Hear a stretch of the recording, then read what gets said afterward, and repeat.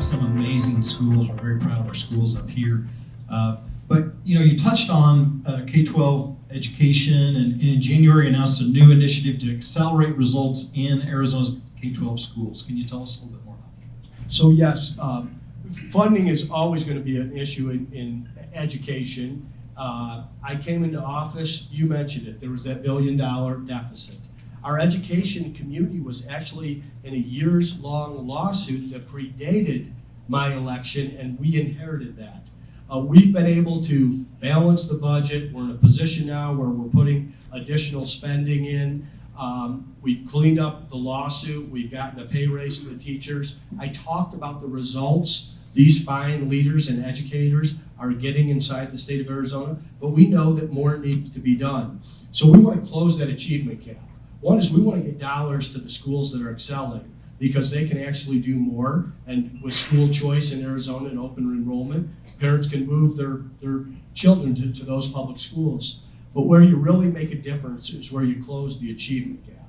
And that's where kids aren't in an excelling school, and we get commitment from the principals and the superintendents. And I'll tell you, there's one consistency in an excelling school in Arizona, and that's a great leader.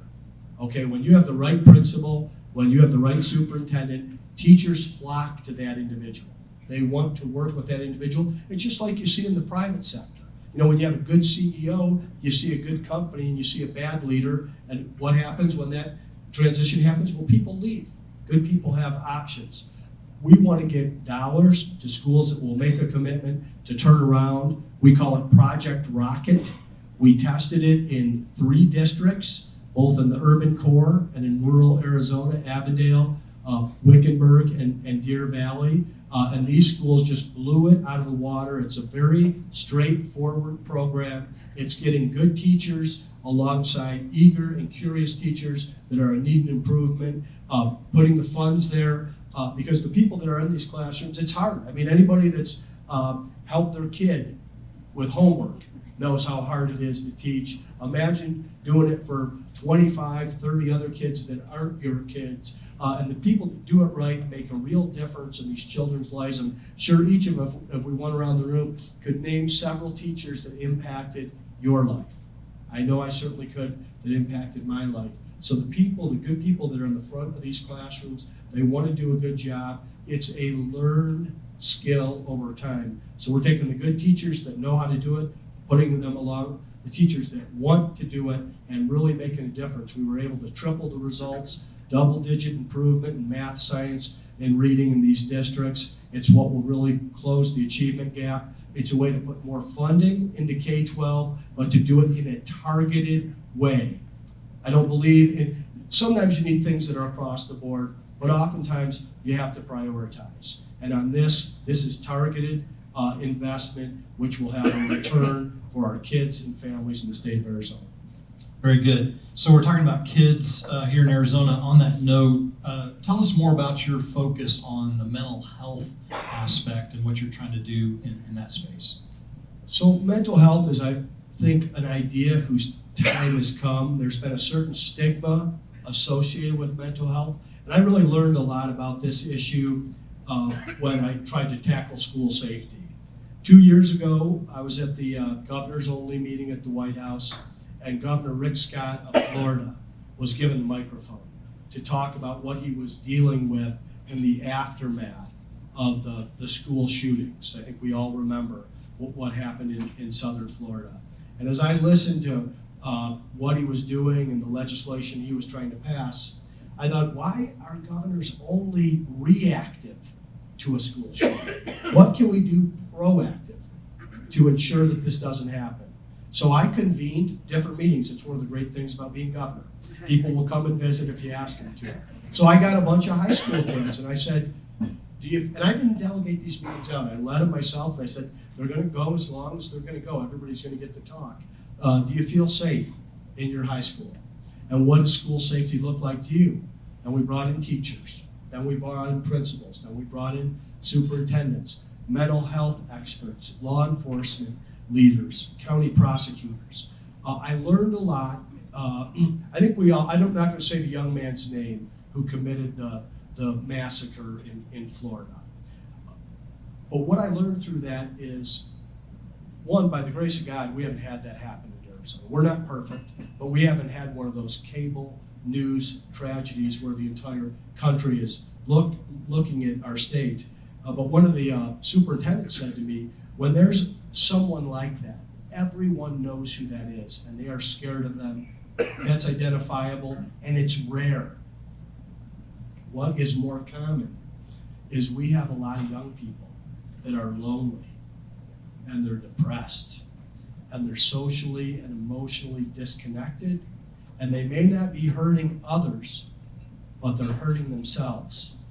And it's not uncommon at all for us to have suicide announcements. So in the school safety plan, we wanted to bring more counselors on campus, and in this state of the state, and it's not just young people. We see this in our veteran community as well. We see a crisis of heart and soul, and the opioid epidemic and the addiction. And we wanted mental health to be treated by insurance the same way an annual physical is. So that you can go in and there's funding, there's help, and there's support for it. And I think it's also important that we as leaders work to remove the stigma around this. If you told me that someone in your family was diagnosed with leukemia, I would put you on our prayer list and want to know how to help. I think people don't feel the same level of comfort to talk about the struggles they have around mental health, and it can be addressed. Well, thanks for tackling that. It's very, very, very important.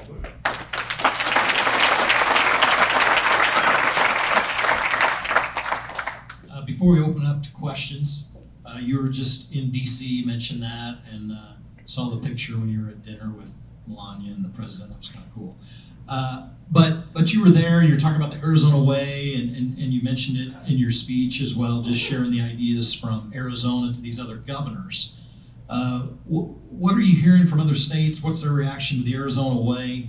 I noticed Kansas governor, I'm from Kansas, she was worried that all of her licensed workers are going to come to Arizona. But what was the reaction from those governors? So it's a real out-of-body experience for me, because I have very fond and fresh memories from the first visit to Washington, D.C. 5 years ago. And there's a governor's only meeting every year at the White House. And it's, of course, it's a privilege to be able to go there. I keep expecting somebody to tap me on the shoulder and say, "How did you get in here?" And there is a real learning curve when you come into the governor's office. I don't think it matters what your experience was in the private sector or in the treasurer's office. There is a learning curve. And governors are different. Governors are collegial. Governors are problem solvers. Nobody knows who Doug Ducey is outside of the state of Arizona, and I'd be surprised if anybody here knows who the governor of Montana is. So we're not, you're not going to see two governors on a split screen cable news show yelling at each other. We share best practices. We share things that are working inside our state. And when I was at the White House 5 years ago, I was a sponge. I was a student. I was reaching out to these other governors and finding that they would give me everything they knew. They would share their cell phone number. They would connect their chief with my chief, and the staffs would work together. And this year, I had a lot of new governors coming to me and saying, "Boy, how did you pass the American Civics Act? And you were the first state to do it." We were also the first state to pass universal recognition of occupational licensing. We don't think that you lose your skills just because you pack up a U-Haul truck in Illinois and move to Arizona. So why should some bureaucrat tell you that you have to go back to school for 1,800 hours, spend $30,000, and stay out of the workforce for 40 weeks?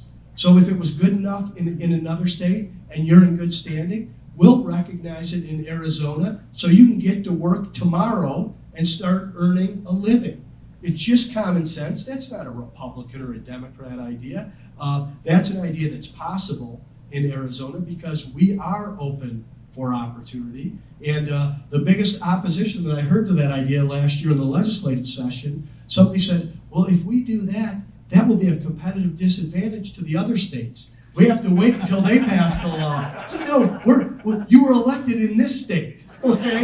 You're a legislator for the state of Arizona. But it just, I make a little bit of fun now and again. If you remember my second state of the state, I said I'd be remiss if I didn't thank my partner in growing Arizona's economy, and that was then Governor Jerry Brown. Jerry's done incredible things to push good people out of the state and send them our way. And while I do think that this is benefiting our state in the short term, I don't think it's benefiting our nation in the long term. And I think all of our citizens, wherever they are, have a right to work. So I'm hopeful that the good governor of Kansas, Governor Kelly, will take that idea and get it passed. And that will go from being a competitive advantage for Arizona to being the level playing field in all 50 states so that we can continue to have a growing, strong, and prosperous economy in the U.S. and Arizona can be recognized for leading the way.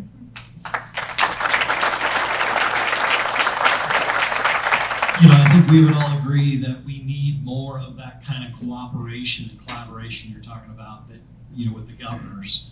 We need that. And I can tell you, we have that here. When we took the governor out to the airport terminal construction today just to show him where the building will be.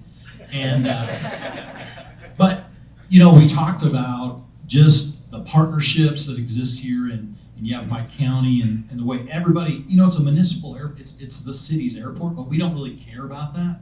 It's really about how it's going to benefit everybody. So I appreciate you sharing what's going on with all the governors. It's cool insight.